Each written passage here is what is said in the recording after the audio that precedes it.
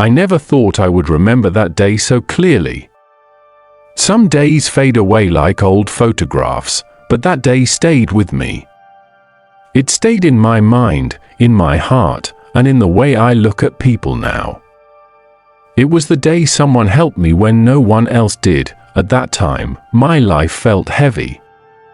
Every morning, I woke up with a tight feeling in my chest.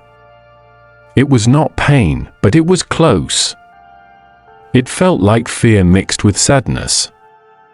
I lived in a small apartment in a quiet neighborhood, but inside me, nothing felt quiet. I had moved to a new place, far from everything familiar. New streets, new faces, new sounds. Even the air felt different. I was learning English, but speaking it was hard. I could understand some words when people spoke slowly. But when they spoke fast, everything turned into noise. My tongue felt stiff when I tried to talk. My mind knew the words, but my mouth refused to say them. Many times, I stayed silent because silence felt safer than making mistakes. That morning, I had to go somewhere important. I had to go to an office downtown. It was about my job application. I had prepared for days. I practiced answers in front of the mirror. I told myself to be calm. I told myself to smile. I told myself everything would be okay, but when I stepped outside, the sky was gray. The wind was cold. Cars rushed past me, loud and fast.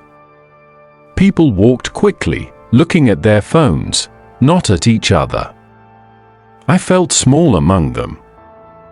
Like I did not belong, I walked to the bus stop and waited. When the bus arrived, it was crowded. I hesitated for a moment, then stepped inside. The smell of coffee and wet coats filled the air. I held onto a pole and tried not to fall as the bus moved. As the bus traveled, my heart beat faster. I watched the streets through the window, afraid I would miss my stop. Every sign looked similar. Every building felt unfamiliar. I tried to ask the person next to me, but my voice did not come out. My throat felt dry. When the bus stopped suddenly, people pushed to get off. Without thinking, I followed them. As soon as I stepped onto the sidewalk, the bus doors closed and the bus drove away. I stood there, confused. I looked around. I did not recognize the place. Tall buildings surrounded me. The streets were louder than before. I checked my phone, but the battery was almost dead. The map did not load. My hand started to shake. I realized then that I was lost. I walked a little, hoping something would look familiar. Nothing did. I tried to ask someone for help. I opened my mouth, but the words came out wrong. The woman I spoke to looked confused, then impatient. She said something quickly and walked away. I tried again with another person. He did not even stop. He shook his head and kept walking. Each time this happened, my confidence fell lower. I felt invisible. I found a bench near a building and sat down. My eyes burned, but I did not want to cry. Crying in public felt embarrassing.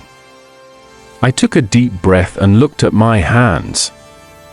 They were trembling. I thought about going back home, but I did not know how. I thought about my interview, about the chance slipping away. The pressure felt too much.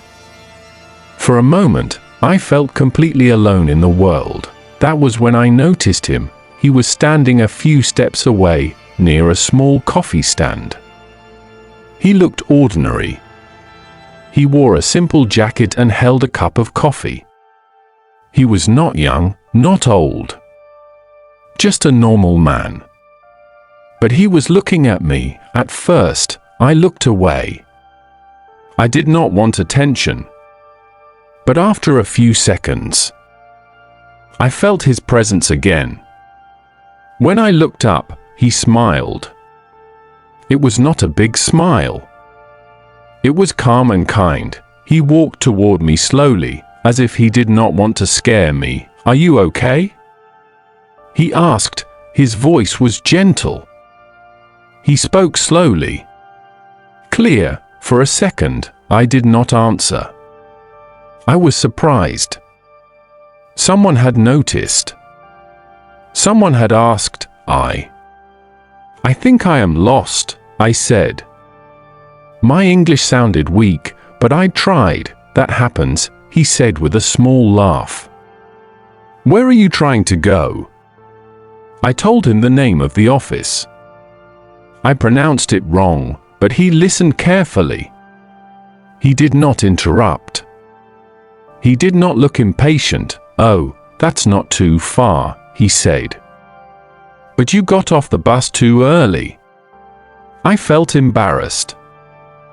"I'm sorry," I said quickly, not sure why I was apologizing. "No need to be sorry," he said. "Do you have time?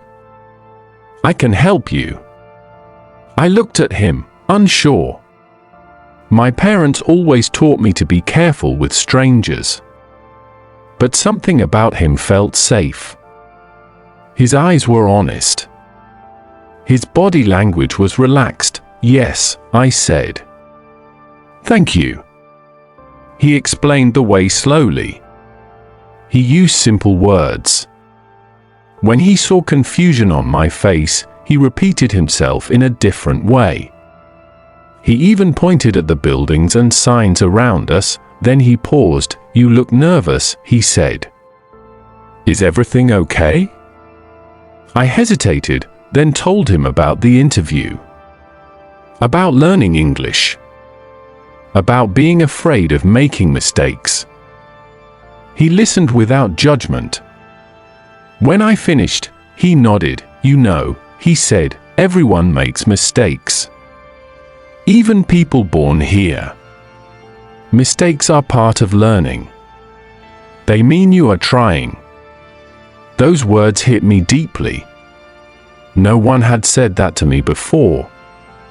Not like that. He looked at his watch, then back at me. "I'm going in the same direction," he said. "I can walk with you." We walked together. The city felt different with someone beside me. Less loud. Less scary. As we walked, he asked simple questions. Where I was from. How long I had been here. What kind of job I wanted. He listened more than he spoke. When I searched for words, he waited. He did not rush me. Sometimes he helped me find the right word. But he never corrected me in a harsh way. At one point, I laughed at myself after making a mistake. He laughed too, not at me, but with me. "That's the best way," he said. "Laugh and keep going." When we reached the building, my heart started racing again. The office stood tall in front of us. People walked in and out with confident steps. "This is it," he said. I stopped and looked at him. "Thank you," I said. "You don't know how much this means to me." He smiled again. "I think I do," he said. I was new once too. That surprised me. I had assumed he had always been confident, always comfortable. But his words reminded me that everyone has a beginning. Before leaving, he added something that stayed with me. "Today, someone helped you," he said. "One day, you'll help someone else."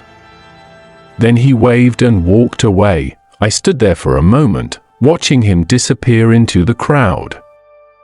I felt something warm in my chest. Not just relief, but hope. I went inside the building. The interview was not perfect. I made mistakes. I asked for clarification. I spoke slowly. But I did not freeze. I did not give up. When it was over, I walked outside feeling lighter. No matter the result, I knew I had done my best. Weeks passed. Life continued. I kept learning English. I kept practicing. I remembered his words whenever I felt afraid. One afternoon, I saw someone standing at a bus stop, looking confused. A young woman held her phone, turning in circles. Her face looked familiar. Not her face, but her feeling. Without thinking, I walked toward her. "Are you okay?" I asked. She looked at me with the same surprise I once felt. "I think I am lost," she said. I smiled. "That happens," I said. "I can help you." In that moment, I understood. Kindness travels. It moves from one person to another, quietly changing lives. He helped me when no one else did. And because of him, I learned not only English, but courage, patience, and the power of simple human kindness. If you are learning English and sometimes feel afraid, remember this. You are not alone. Someone out there understands. And one day, you will be that someone for someone else. I share stories like this every day. Subscribe so you don't miss the next one.